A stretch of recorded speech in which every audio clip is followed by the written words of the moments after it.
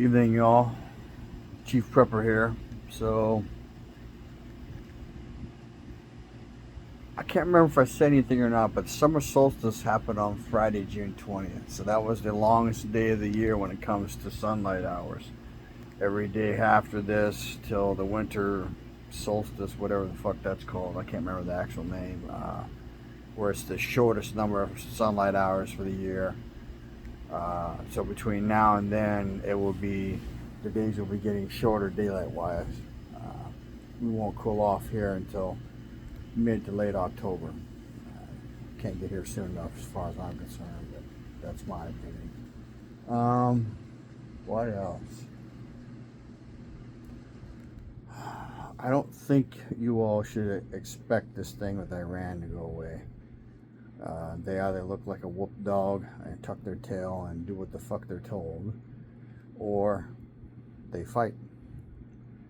And if you think the fighting is only going to be over there, then I think you're naive.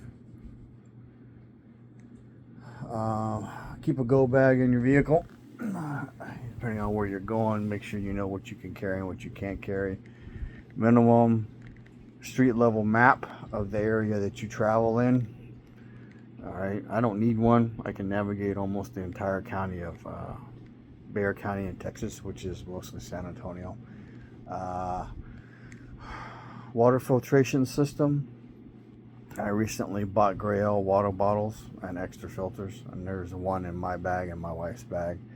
At the gun show, I bought a stop the bleed and emergency first aid kit combination. There's one in my vehicle and one in my wife's vehicle. What else?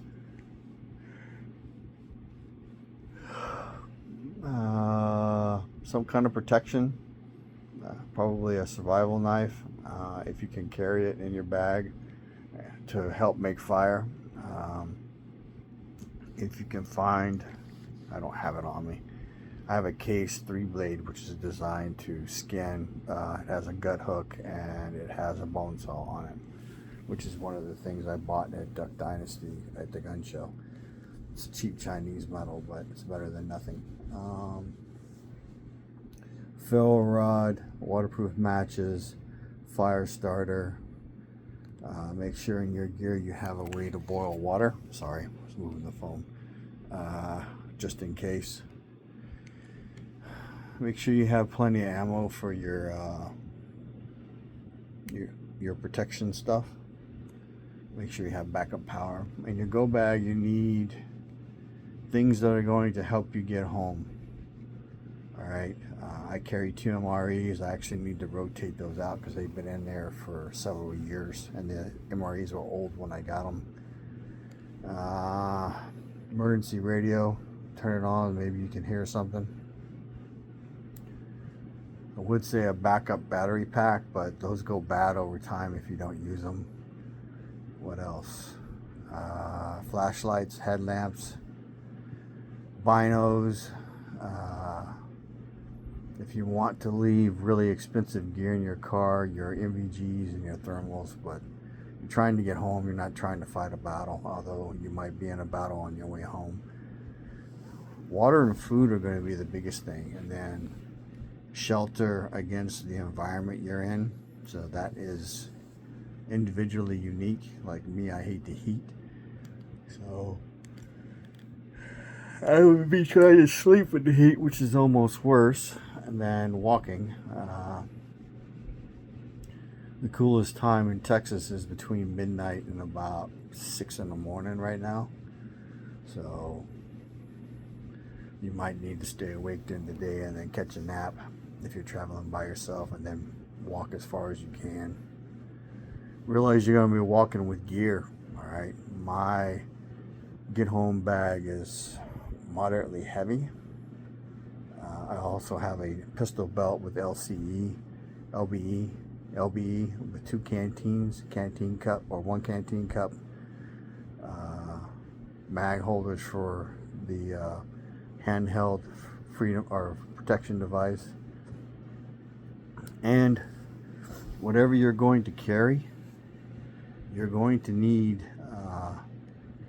to practice. No shit.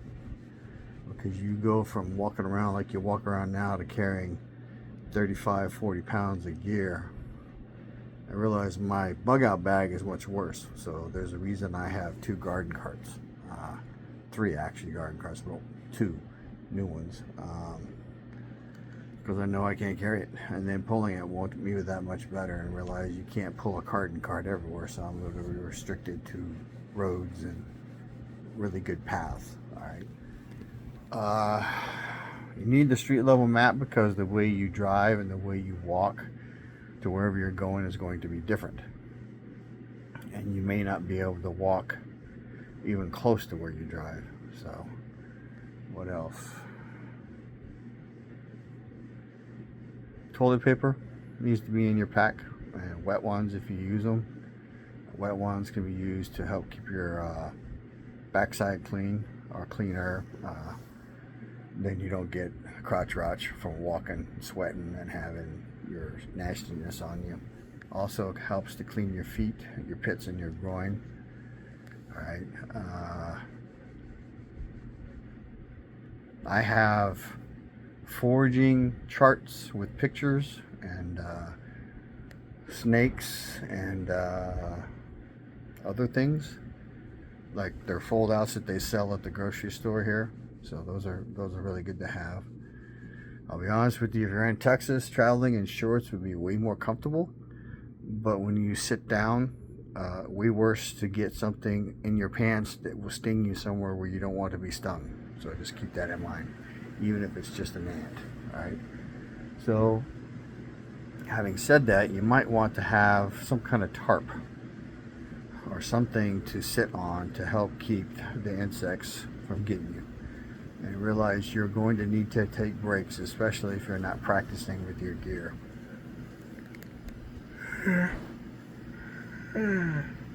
There. Alright. What else?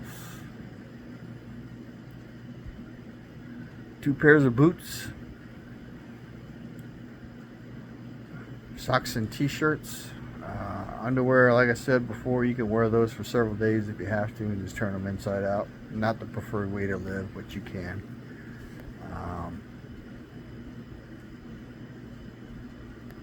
And be mindful. Making a fire will attract attention anywhere you're at. So you can smell a fire from a long ways away, and you can see a fire from a long ways away. So learn some bush crafting tricks where you dig a hole and make the fire down in a hole. I don't know what else to tell you. Alright.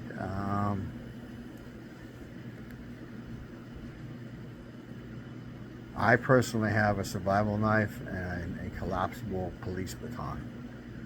And then other stuff for protection. Water purification tablets. You know, you're going to get scrapes and stuff walking. Especially like I'll walk mostly at night. So you'll want a red headlamp because they don't put out, you can't see them from as far away. Not to mention you won't want them on all the time anyway. Gloves, compass. I'm trying to think about what I got in mind. I don't have an emergency radio because I have that unpacked. Flashlights, or if you need to turn them on to see. Preferably not ever, but there are occasions where you need to see. You know, shake your gear out. So there's a chance you may be fucking walking home from somewhere if they do something stupid. So, especially if you run out of gas. So, I'm still battling rats. I just killed 2 tonight. There are more. I'm tempted to go out there again in a little while when they think that they're safe and they're back out. I try to get a couple more. They run like a motherfucker when I come out. So it's to the point where I'm going to have to move my chicken run to somewhere else other than underneath the solar array, which is going to take up more space in my yard. But the issue is simple. I cannot keep the chickens there because the rats are there too. If I take the chickens away, then the food and water that goes in that run will go away, and maybe the rats will go somewhere else. Right now they're chewing on my wires, so they're getting ready to fuck my solar system up, and I'm not very happy about that. Prepping wise, tomorrow I'm going to take some money that I have in reserve, because I'm broke until Wednesday or Thursday. I'm going to go buy some stuff to replenish one of the deep freezers. Basically frozen pizzas, hot pockets, potato skins. My wife likes a certain type of frozen fish. Frozen burritos. We lost a bunch of bread that my wife baked and froze. All the frozen vegetables that I had out there. A portion of the frozen meat.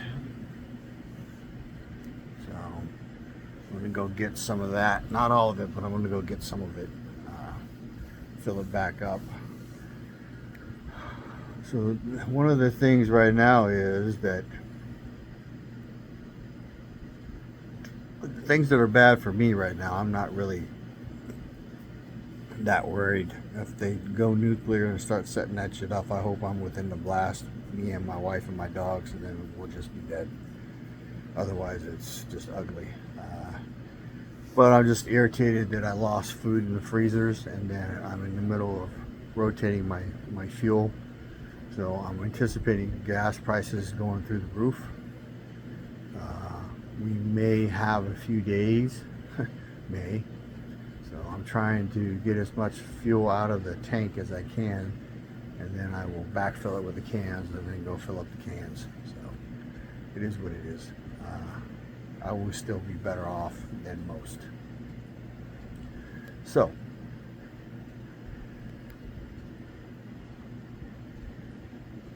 yeah, shake your gear out. Said it before. Think about what you would want to have. All you need small bill denominations of cash in your bag, $50 at least.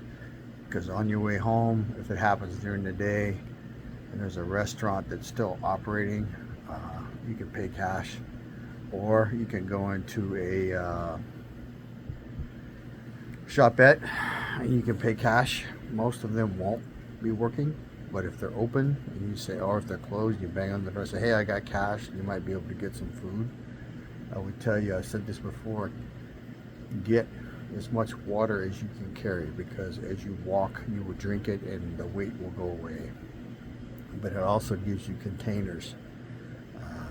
If you're like me, the Grail water filter, once I filter the water, then I can pour it into a container, right? And then keep filtering, and then backfill a container. What else? Probably some kind of hat, even if you're not a hat person. Because if you're sitting under a tree, if you're back up against the tree, ticks like to drop on you, preferably onto the hat and not your hair, and then they get embedded in you. Ants are a problem, scorpions are a problem at night, spiders are a problem at night, snakes are a problem at night. What else? A friend of mine got the crap scared out of him. Big ass fucking snake was slithering towards him, and he went to stand up and his leg was asleep and he fell down. So didn't say what the snake did. Maybe some painkillers, but you need to understand and be careful with painkillers. All they do is mask the pain. The injury is still there.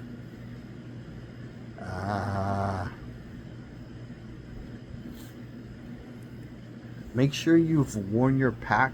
If you haven't, or you don't have a bag, make sure you get a pack and wear it with your stuff in it. That's really important, right? So one of the other headaches right now is I just got a new prescription, so I got to go get new well, I don't have to, but I'm going to go get new glasses. For the last year, I have not been able to see up close. even with a corrective bipolar.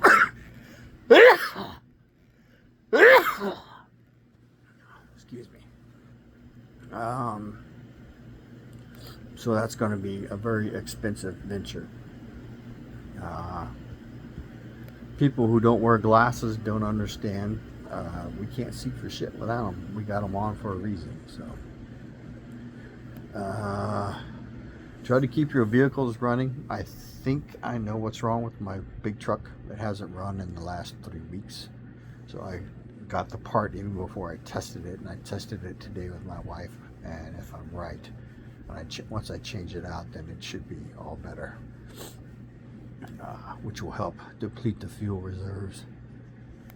What else?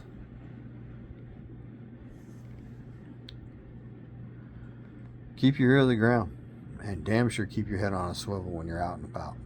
All right. Pay attention to the alt media. I got information from YouTube hours before I got it from regular news. Sometimes it's days or weeks before they ever pick it up, the story. So, and you got to be careful to what you listen to, because some of that shit's just outright fucked up, but some of it's spot on.